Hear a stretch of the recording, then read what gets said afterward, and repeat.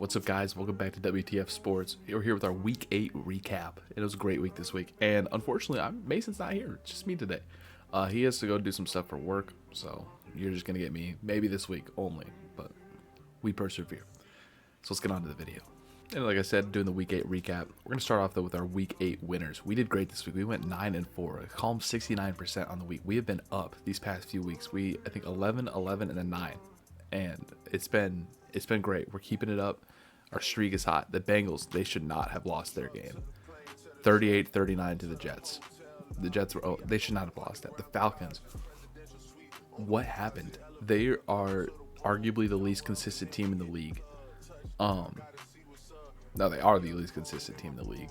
The Steelers, they had a decent game against the Packers, 35-25, and they lost, unfortunately, but we were close. And then the 49ers, I don't know why we picked them.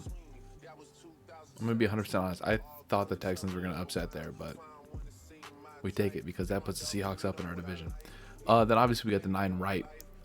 Most of those were pretty dominant wins for the most part. Yeah, there was not really any that were like close at all, actually. What a week. Best performances are. I'm gonna speed through this, right? Because I'm recording this a little late, right? Best performances. Colts. They went 38-14 against the Titans. I'm gonna say they're the best offense in the league, and I'm gonna say they're the best team in the league. They're best defense in the league too. What am I saying? They're up there. The Chiefs. CBS put them at number 2 in the league now after this 28-7 against the Commanders. I don't think they're the number 2 team in the league, but they did play amazing. They absolutely destroyed the Commanders, so they deserve a spot on this little list here. The Chargers, 37-10 against the Vikings, and the 3 people that got touchdowns on their offense were the 3 people I played in fantasy. It was terrible. I had 80 points scored against me, but from just the Chargers game. It was so sad. The Bills, they finally came back off their bye. 2-game loss streak. But going into the bye, come off the bye, beat the Panthers 40-9. Absolutely destroyed them. And I will say Andy Dalton was playing and he looked terrible. So that's part of it. Josh Allen looked great. James Cook looked amazing. 200 some yards, I'm pretty sure career high for him, and we take that. As if you're a James Cook fantasy owner, I wish I was. Broncos 44-24 against the Cowboys. They made one of the best offenses in the league look bad, and Cowboys defense sucks, so we know that. But to be able to shut out like a top 3 offense, to not shut out, but bring them down to 24 and drop 44 on them is pretty crazy. So Broncos country, let's ride. Then our worst performances this week are overly bad performances, as we call it here, because worst is a little too crucial or too critical. Are overly bad. Commanders, they scored 7 against the Chiefs, who have been, I still think they're overrated. Let's be real. The Titans, they put up 14 against the Colts. They led up 20. They lost by 24. That's a 3 possession loss. It's just sad. They look terrible as per usual. I don't mind. That's going to make my Seahawks tickets cheaper in November. The Falcons, 34 points dropped on them by the Dolphins, by Tua, who had like one of his eyes swollen up. You can't be letting that happen. Tua turned the ball over. It looked good against the Falcons, a team who has looked really good or terrible in other weeks. It makes no sense. The Vikings, they looked pretty awful too, actually, to the point where my mom texted me saying Carson Wentz sucks. That's how you know something was wrong. And they lost by 27 as well. It's just all these blowouts. Speaking of a team that lost by 20, the Saints, they scored 3 points. 3. 1 field goal. Against the Bucks, which the Bucks are the great team, don't get me wrong, but they look bad. And the Bears looked really bad too. They lost by 14. They just did not look great. Like I said, I wasn't really I wasn't watching everything this week because I did have work and stuff, but I tried to follow as much as I could, and it still looked rough for the most part for these teams especially.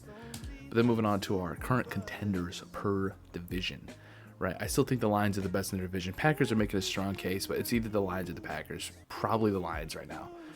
Rams, Seahawks were both on bye this week, but they're both better than the 49ers, and the Cardinals don't even hold a candle to them.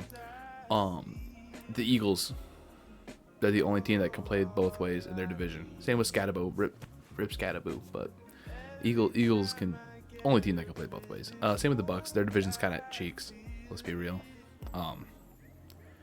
There's no other team in their division that's consistent. So we're gonna have to give that to the Bucks. And then the Chargers, coming into this week, we were really considering bumping them down over the Chiefs, and bumping them down, putting the Chiefs back up to 1. But low key, the Chargers came out against a pretty good defense and just destroyed them. And the Chiefs came out against a pretty bad, not pretty bad, but not a great defense, and did good, but not better than the Chargers. The Broncos are low key making a strong case too. It's a good division. Then the Steelers, their division's a joke. Let's be real. One of them lost the 0-7 Jets this week. The Bills, the Patriots are actually making a really strong case for their division too, but right now it's the Bills, and who knows? And the Colts, there's no one else in their division that could play football. So, I mean, maybe the Texans, but not really. Moving on to our power rankings, I did not have the time to go through and put how much people moved up and down by, but since the Jets finally have a win, I did move them up to 30 and put the 2 other 1-win teams below them because they're all terrible. Honestly, teams 29 through 32, all 5 of those teams, or 4 of those teams could easily be 32. They all suck. Ravens moved up a little bit. Texans moved up a little bit. Bears moved down a little bit. But then my issue with making this week is that 1 through 11 are mostly interchangeable.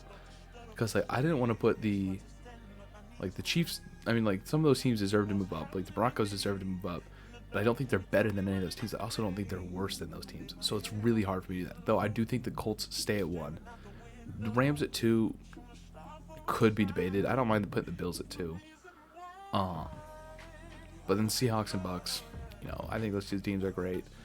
I think they're better than the Eagles in my opinion. I think the Seahawks defense is better than the Eagles, and I think the Buccaneers offense is better than the Eagles. And then their opposing, the Bucs defense, Seahawks offense are around similar to the Eagles, if not slightly worse. So I think they're both better in that regard. Falcons move down more. They should move down even more. Let's be real, but we'll see what happens in these coming weeks. And I think this is the major changes. The Colts stay at 1. Saints move down to 32. That's the 2 big ones. Moving on to our fantasy predictions. Not as great this week.